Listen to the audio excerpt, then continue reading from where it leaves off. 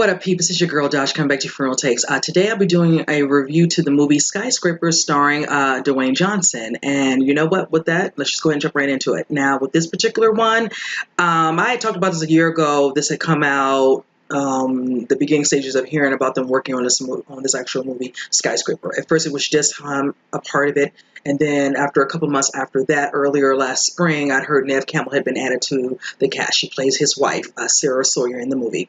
Now, his character is named Will Sawyer. Now, with him, he is a former, FBI crisis agent, and he's sent out on task at the beginning of the movie where he's dealing with a hostage situation. Now, with that, things go south, and with that causes an explosion with said person who's holding his family hostage.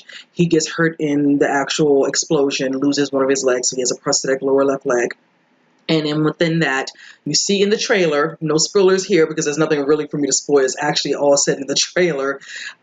She is the doctor who is on the scene, who is there to help him. And of course, just shows 10 years later, they're now married and they have 2 kids. Now, for him, he's no longer working with the FBI closely. He's actually building up his small security consultant company.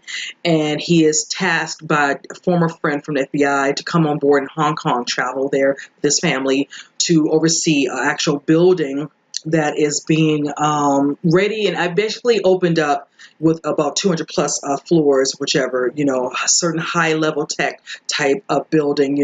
That's one thing I can say in this particular movie. A lot of work went into the overall look, the features of it, and all that, with the amount of CGI, computer, whatever graphics you can use in regards to those scenes. It was very beautifully done with the way that particular building looked. If you would think it was one that actually looks like that. There are ones out there, and it was just exquisite the way they showed the setup of the controls for him to be able to double check over the work, whatever. So his boss for that particular company, played by his name is Chin Ha, but he plays Zhao Zhengli in this one. So that was actually really good to see that particular character, because he's been in a lot of movies too. I actually enjoy some of his work.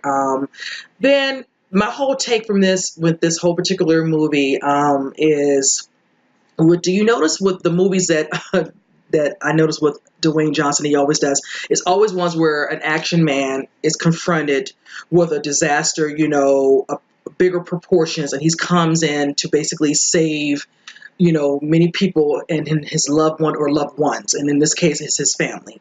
Now, that's basically the niche of the story.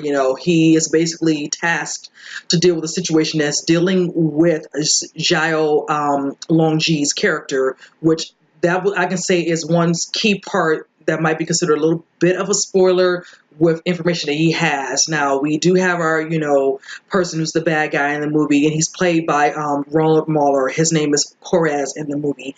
Has kind of like a Scandinavian accent, whatever and all that. He's been in other movies. I enjoyed him in Atomic Blonde. He's a great actor as well. He plays villain very well. One thing I'd say for the action overall scenes, with him, the villain, and with The Rock, wasn't so much of those in this particular movie. It was more so, you'd almost say, like death-defying scenes where he's, toppling the building. You saw the trailer, you know what I mean. Him jumping off of a main harness, with the construction, equipment. You're trying to get as close as he can to one of the windows to get in so he can save his family. There's other scenes, where, he's, trying to go through fans to get to, the rain control panel to restart it or stop it, to stop the fire from the building that's in between the floors of where his family is, and then where the floor is of where the owner of the building is, which is where the villains are trying to get to. So, not a lot of fight sequences. There is one good scene, I can say, honestly, with him and one of his former friends, where things turn, ways, and he finds out the real reason why he is there. And that was pretty good. That's played by Pablo Schreiber, whose name has been in the movie. I will say for Neve Campbell, she did her part. She was the wife, even though she's a doctor. She did 3 tours in Afghanistan. They gave her a nice little, background, whichever, her knowing, how to speak, another, language, being able to keep up with the powers that be for Hong Kong's, police, force, whatever. There was a scene where they're talking in their native and she just chimes right in with their native and they kind of are perplexed, which was rather funny, whichever. They would have never thought she'd known. And it just kind of helped the storyline because they're trying to get to the bottom of why is this happening? Why has my husband been, ventured out to do, this bidding for them. And then, like I said, that is maybe the only reveal I can say. I won't reveal what the key was for that. But overall, most of the storyline is being told. He's being, his child is used against his will to force him to do something for the villain in the movie. And that's basically all it is. There was a couple action scenes. There's one female in particular. I might post her picture in here somewhere. She had a couple of good fight sequences that I enjoyed. There's a scene with her and Nev Campbell that was pretty good inside of one of the cop cars. It was very small, but very significant. And overall, the movie it is fine, whichever. I mean, honestly, the name I think of Die Hard in the instance where some people were being held hostage, even though it was the family trying to get away from the burning floor to get to another floor to find a way out, whichever. But with Die Hard using it as a premise with Bruce Willis, him trying to figure out where these bad guys are coming from, what should I do? How can I, get to the authorities, which were down inside one of the cop cars outside the building to kind of find a way to get somebody to help me, whichever. Some of these things do parallel with Skyscraper, and then seeing there was more fighting, was more shoot ups, more something like that with Bruce Willis. Plus, he was bloodied up, so he was putting in some work. With this character, Will, played by Dwayne, it wasn't so much of that. Him just trying to stay alive, trying to get in the building, whatever. Wasn't too many sequences with him fighting, honestly. So if anybody's really expecting a lot of action from him in those type of scenes, you're not going to get that, whichever. And it was almost an hour, maybe almost 2 hours worth of, I think, an hour and 50 minutes, whichever.